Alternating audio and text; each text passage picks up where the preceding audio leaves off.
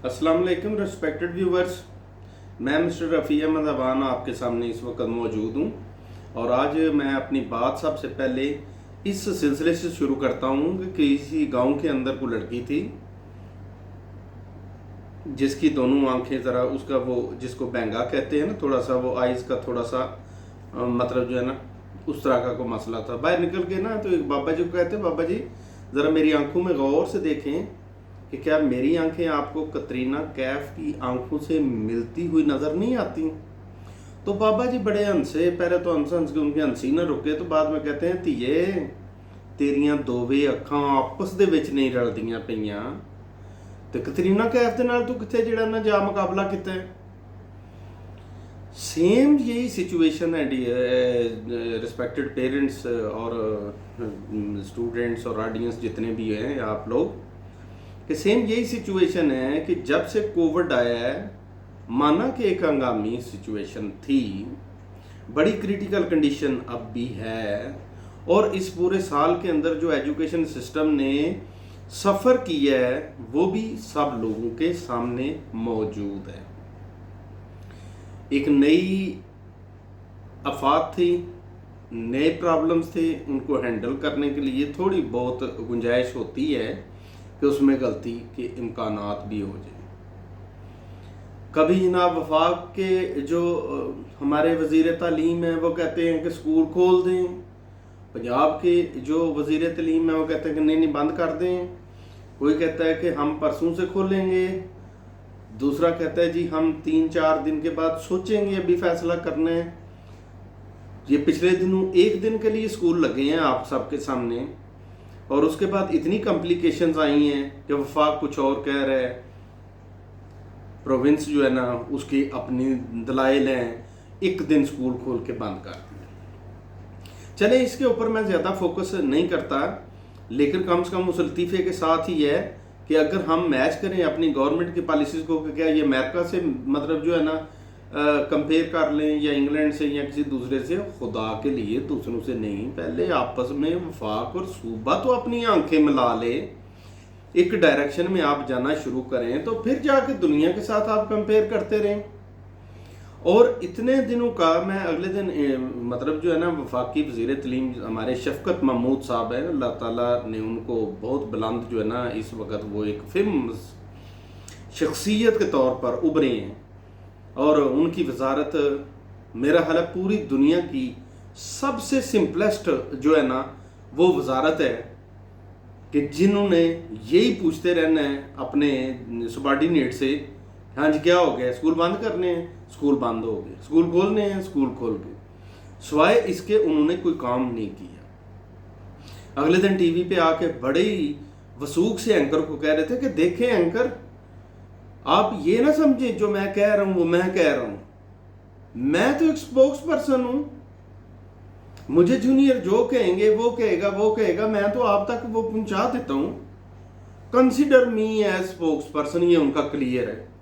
तो जनाब मोहतरम, मेरा आपसे सिंपल सा ये सवाल है जनाब शफकत महमूद साहब, कि अगर आप स्पोक्स पर्सन के तौर पर रहते हुए ही इतनी आसाइशें अवेल कर रहे हैं रास्ते पाकिस्तान से, तो आप क्यों मोहतरम उम्र के इस हिस्से में यहां पर परेशान हो रहे हैं? आप अपने घर जाकर आराम करें।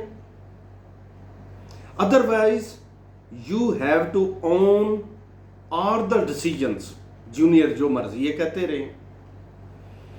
फिर साथ में आपने तालीम का जिक्र किया, मैं टीवी पे देखता रहा कि पिछली दफ़ा एग्ज़ाम्स नहीं हो सके तो हमने स्कूल से ग्रेड्स मंगवाए, तो किसी का मतलब जो है ना लोअर ग्रेड था तो उसको टीचर ने अपग्रेड दे दिया, तो इस तरीके से शफलिंग होगी, बहुत परेशानी होगी। जनाब मोहतरम कोई परेशानी नहीं हुई, और अगर हुई भी है तो आप ए लेवल और ओ लेवल की सिचुएशंस को ज़रा सेपरेट रखें ना।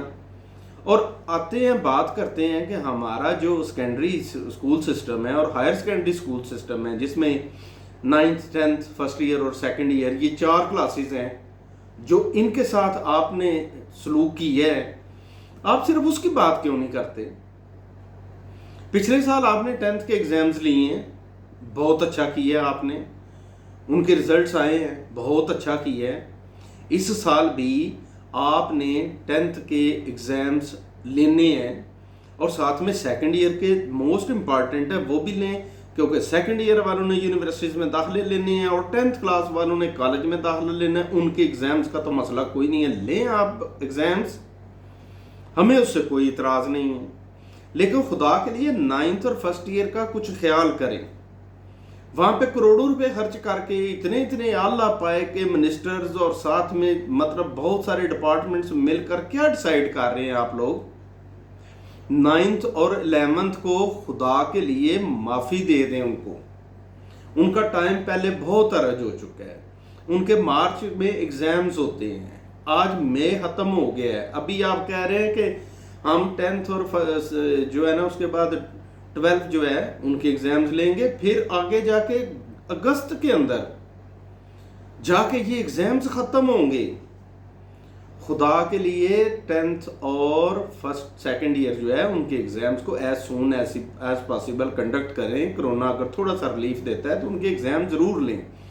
9th और फर्स्ट ईयर को फ़ौरन प्रमोट करके उनके लिए देखें कि अगर स्कूल हमारे कुछ मंथ्स के लिए, कोरोना अगर हमें इजाज़त देता है तो खुदा के लिए कुछ मंथ के लिए, 1-2 मंथ के लिए अगर हमें चांस मिल जाए तो उस 9th को हमें प्रिपेयर करने दें। उनको 10th का सिलेबस अलाउड करें, 10th के सिलेबस के साथ हम उनको जाएं, सीधा सीधा कुछ टॉपिक समझाएं ताकि वो अपनी नई क्लास से कुछ आगाही हासिल कर सकें।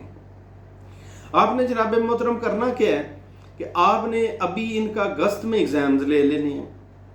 अगस्त के बाद अगर कोरोना की शिद्दत फिर पीक पे चली गई तो अगले 6 महीने अगर आप स्कूल बंद कर देंगे तो हम उनकी 10th क्लास भी हाथ से निकल जाएगी। इस तरह ना खुदारा करें, हमें थोड़ा सा टाइम दें कि हम 9th को 10th में ले आएँ, उसकी तैयारी शुरू करवाएं। उसको अगर पूरे साल के अंदर 2-4 महीने मिल जाते हैं तो एटलीस्ट उनको सीधा सीधा टॉपिक्स करवा दिए जाएं और वो ऐसा तरीके से अगले साल एग्ज़ाम हर सूरत में दें। एक तो ये बहुत अहम इशू था कि जिसके ऊपर आप लोगों ने सिंपल सा ये डिसीजन ये होना चाहिए मेरी राय के मुताबिक। और दूसरा उसके साथ साथ जो न्यू 9th है जिन्होंने अगले साल अपीयर होना है यानी 2022 के अंदर, उनके लिए भी फौरन अनाउंस करें कि आप जो सिलेबस स्कूल्स के अंदर पढ़ रहे हैं उसको उनके लिए भी स्पेसिफाई करें। उनके लिए अनाउंस करें कि please do your preparation according to smart syllabus which has been given to you. तो फिर हम उसी हिसाब से उनकी 9th की जो न्यू 9th है उसकी तैयारी करा लें और जो पुरानी 9th है उसको 10th में जाके तो उनको भी थोड़ा बहुत पढ़ा लें ताकि उनका कुछ भला हो जाए।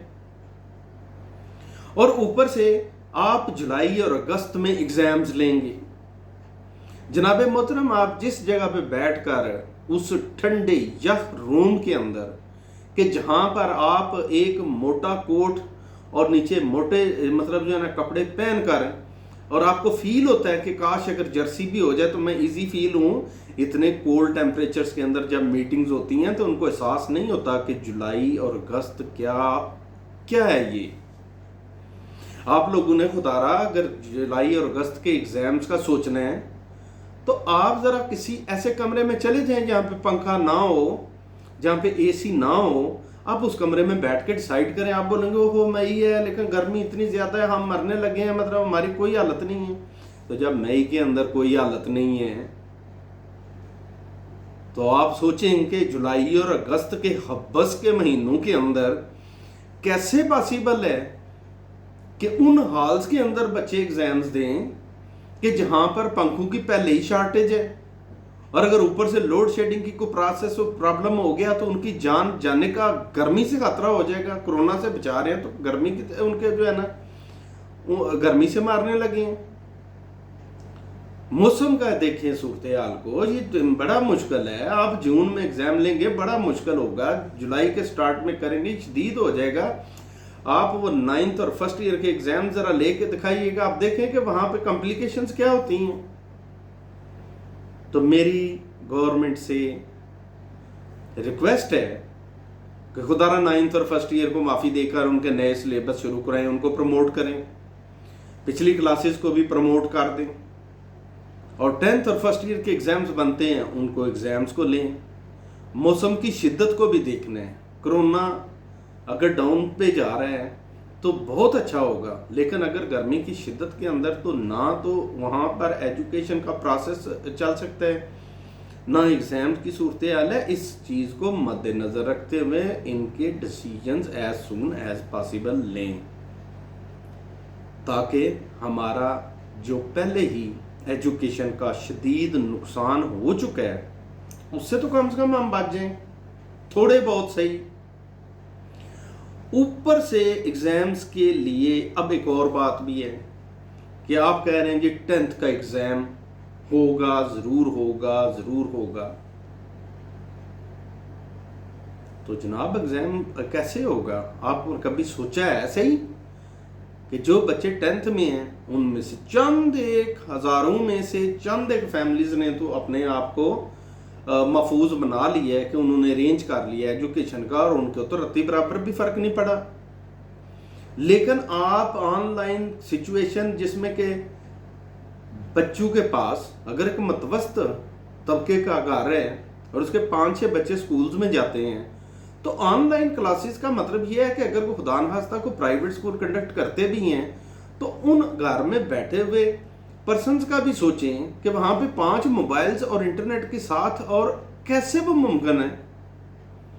और अगर प्राइवेट स्कूल में पढ़ाने वाले मतवस्त किस्म के तबके के लोग भी इतने मोबाइल्स अफोर्ड नहीं कर सकते जहाँ पर कि ऑनलाइन एजुकेशन को बरकरार मतलब रखा भी जा सकता है, और कोशिश भी लोग कर रहे हैं, तो प्राइवेट स्कूल को तो छोड़ें, गवर्नमेंट सेक्टर के अंदर जनाब आपने कौन सा ऐसा प्रोसेस किया हुआ है जादू कि जिससे वो तालीम हासिल करने के शौकीन हजरात जो कि सो कॉल्ड हमारे स्टूडेंट्स हैं, वो आपके हिसाब से बिल्कुल प्रिपेयर्ड बैठे हुए हैं कि दिमाग फटने वाला हो चुका है उनका, कि उनका दिमाग फट चला है इल्म की वजह से?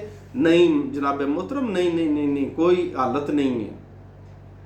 ये कोई फॉर एग्जाम्पल कि मैं जाता हूँ बैंक में 2 लाख रुपया जमा करवाता हूँ तो अगर 2 साल के बाद निकलवाऊंगा तो वो 2 लाख ही होगा, ऐसा नहीं होता है एजुकेशन के अंदर।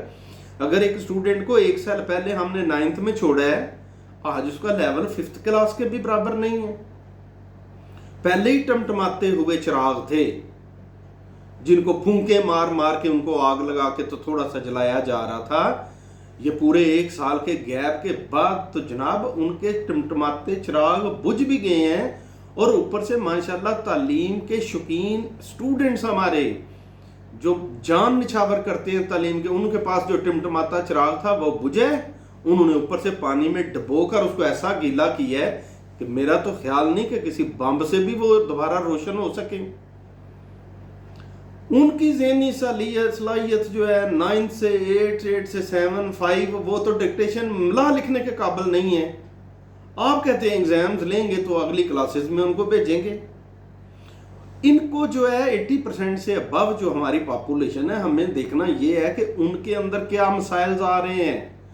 हमें उन 10, 20 या 5% को नहीं देखना कि जिन्होंने अपनी एजुकेशन के लिए अरेंज किया हुआ है और वो फुली प्रिपेयर्ड हैं और वो आपके एग्जाम्स के अंदर 100% कर जाएंगे। तो जनाब मोहतरम इन पॉलिसीज़ के ऊपर गौर करें और हमारे लिए कुछ इस सिलसिला में कुछ रिलीफ करें, ताकि एजुकेशन का बचा खुचा निज़ाम रह आना कुछ भी नहीं गया, लेकिन जो बचा हुआ है उससे हम सरवाइव करवा सकें उनको। खुदारा रहम करें।